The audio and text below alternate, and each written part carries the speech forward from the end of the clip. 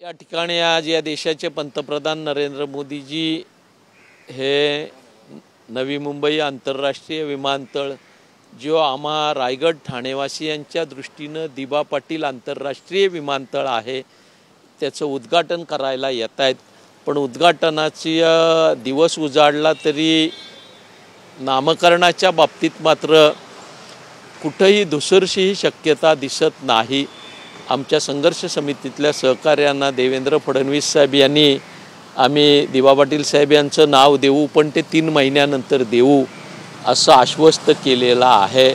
पण ह्या गोष्टीवर विश्वास ठेवणं थोडंसं अवघड जातं आहे आणि अशा परिस्थितीत कालपर्यंत आम्हाला आमंत्रण नव्हतं पण आम्ही उलव्याला सेक्टर 23च्या ग्राउंडवर आंदोलनाचा पवित्रा घेतल्यानंतर महाविकास आघाडीच्या माध्यमातून त्या ठिकाणी नवी मुंबई पोलीस आयुक्तांच्या मध्यस्थीनं आजच्या दिवस आपण वाट बघू आणि आज आपल्या मनोगतामध्ये पंतप्रधान दिबा पाटील साहेब यांचं नाव घोषित करतात की नाही हे बघून पुढची धोरणं ठरवू असा निर्णय आम्ही मंडळींनी घेतला।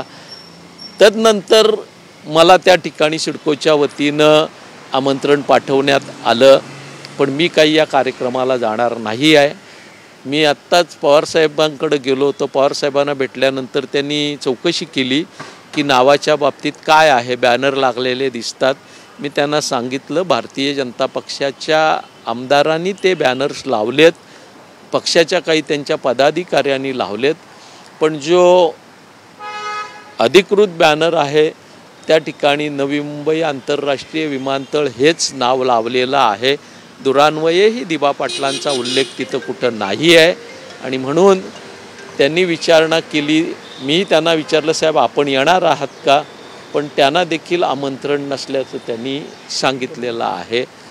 हे सारं होत असताना आमची प्रकल्पग्रस्तांची स्थानिकांची जी भावना आहे, जी भूमिका आहे की या विमानतळाला प्रकल्पग्रस्तांचे नेते दिबा पाटील साहेब यांचं नाव दिलं पाहिजे त्याची दखल घेतलेली आजपर्यंत तरी जाणवत नाही। अपवाद केवळ मुख्यमंत्र्यांनी संघर्ष समितीची आणि भाजपच्या आमदार खासदारांची बैठक घेऊन त्यांना मी 3 महिन्यात मी पंतप्रधानांशी चर्चा केली, त्यांनी अप्रूव्हल केलं आहे 3 महिन्यात विमानतळाला दिबा पाटलांचं नाव देऊ असं जाहीर करण्यापलीकडं कुठलीही गोष्ट घडलेली नाही आहे। आम्ही आजचा दिवस वाट बघतोय आणि तदनंतर काय करायचं ते साऱ्या आमच्या सहकाऱ्यांच्या बरोबर चर्चा करून निर्णय घेऊन या विषयावर आम्ही आंदोलन छेडतोय। दिबा पाटील साहेब यांचं विमानतळाला नाव आणि या विमानतळाच्या माध्यमातून निर्माण होणाऱ्या नोकऱ्या, छोटे मोठे व्यवसाय या साऱ्यामध्ये प्रकल्पग्रस्तांना आणि त्या ठिकाणी रायगड नव्या मुंबईतल्या तरुणांना, व्यावसायिकांना संधी मिळावी हा आमचा निर्धार आहे। त्यासाठी भविष्यात जोरदार लढा आम्ही उभा करू आणि दोनही गोष्टी प्राप्त करून घेतल्याशिवाय राहणार नाही। शरद पवारांना या कार्यक्रमाचं निमंत्रण आहे का, त्या संदर्भात ते काय बोलले? नाही, आम्ही चौकशी केल्यानंतर पवार साहेबांना मी विचारलं साहेब मला भावनाताई घाणेकर ज्या राष्ट्रवादीच्या उपाध्यक्ष आहेत त्यांनी आपण येताय असं सांगितलं। त्यांनी सांगितलं मी येत वगैरे नाही, मला आमंत्रणच या कार्यक्रमाचं नाही आहे असं पवार साहेबांनी स्पष्टपणानं सांगितलं।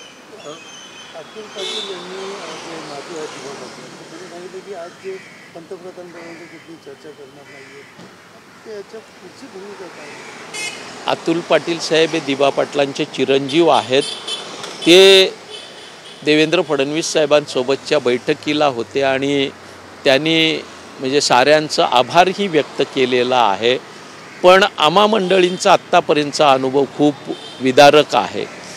2015 साली पंतप्रधान नरेंद्र मोदी साहेबांनी या ठिकाणी JNPTच्या कार्यक्रमाला आले असता त्या ठिकाणच्या 5 आमच्या प्रकल्पग्रस्त शेतकऱ्यांना 12.5% भूखंडाचे इरादापत्र दिलेले होते। आज आपण 25 ऑक्टोबरमध्ये आहोत पण आजपर्यंत ह्या प्रकल्पग्रस्तांना 12.5% भूखंड मिळालेले नाही आहेत। त्याच्यातले 2 शेतकरी बिचारे प्रकल्पग्रस्त 12.5% प्लॉटची वाट बघत बघत स्वर्गवासी झाले। उर्वरित 3 जण आहेत त्यांनाही हे प्लॉट मिळालेले नाहीत अशी परिस्थिती आहे.